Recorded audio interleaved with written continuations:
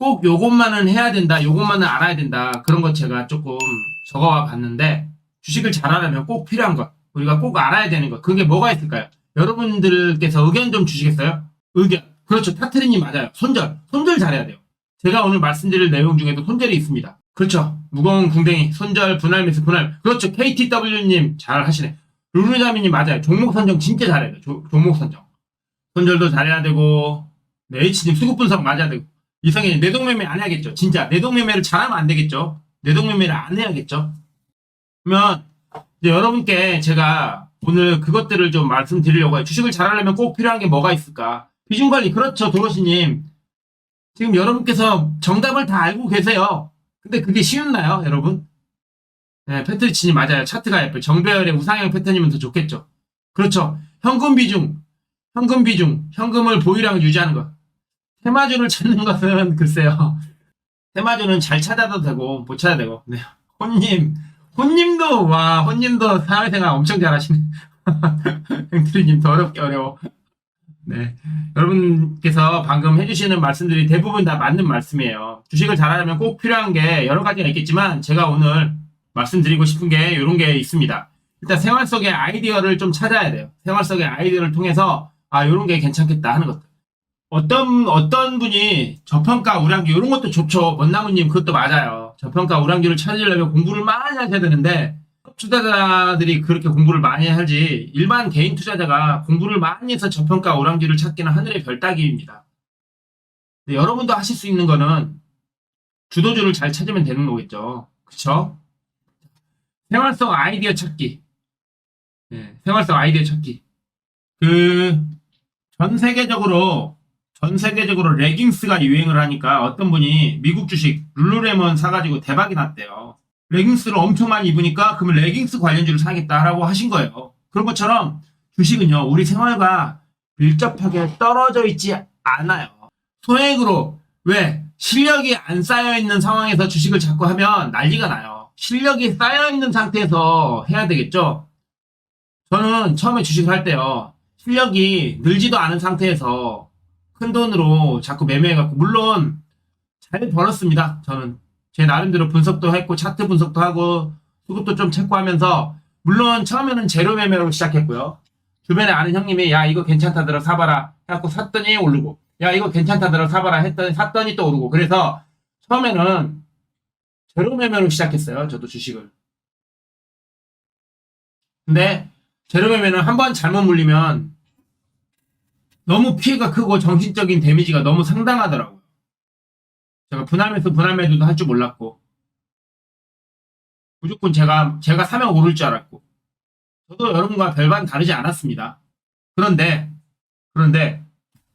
제가 요거 매매노트 요거를 좀 적고 나서 엄청 열심히 적진 않았고 대충이라도 열심히 적었어요. 희희님 안녕하세요. 오랜만에 뵙네요. 소액으로 반복 연습을 하셔야 되고 생활 속 아이디어를 찾으셔야 되고요. 그 다음에 자기만의 매매 노트나 공부 노트를 작성 후에 반드시 꼭꼭꼭 복습. 요거 꼭꼭꼭 복습을 안 하시는 분들 진짜 많거든요. 재작년에 어떤 분이, 제 주변에 어떤 분이 그랬어요.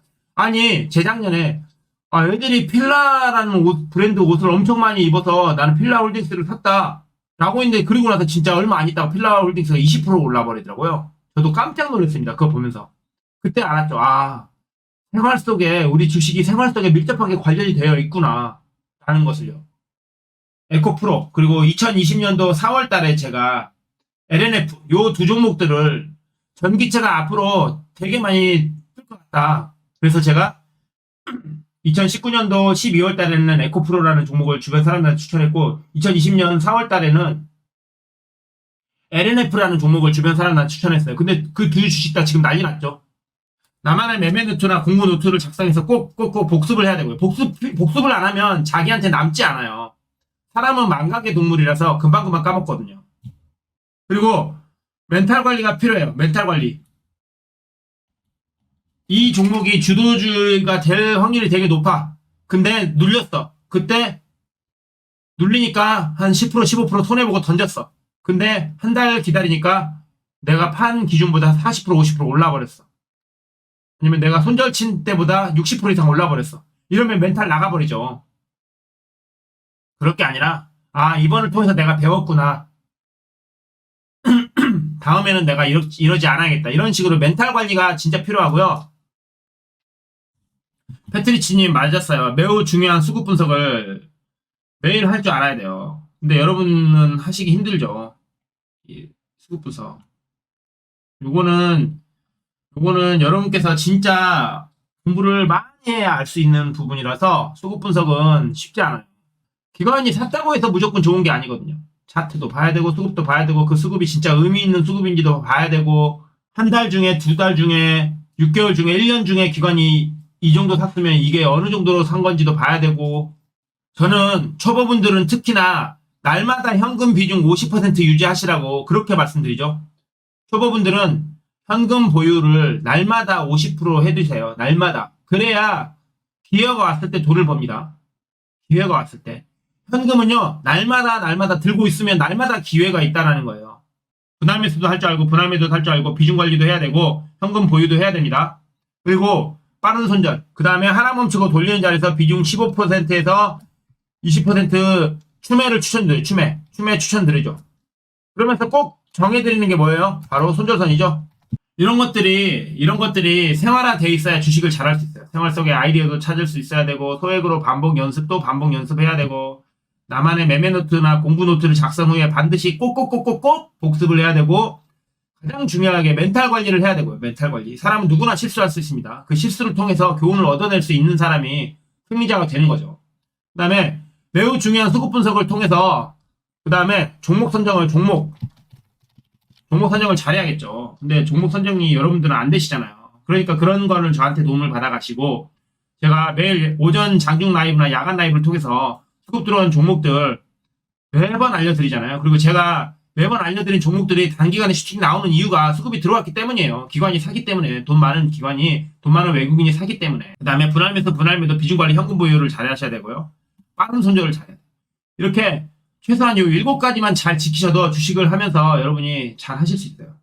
최소한 요 7가지를 잘 지켜주세요. 그래야 여러분께서 주식을 하시면서 분명히 하락장이 두렵지 않은 그런 주식 생활을 할 수 있게 됩니다. 아셨죠? 네. 일단 주식을 잘하려면 꼭 해야 될 것, 꼭 알아야 될 것들 오늘 간단하게 한번 정리해 봤습니다. 네.